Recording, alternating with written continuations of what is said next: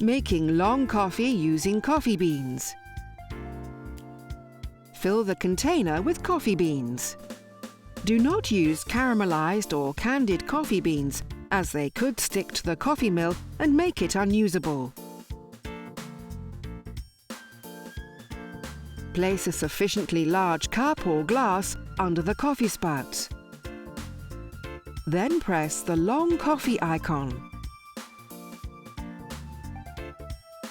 Preparation begins.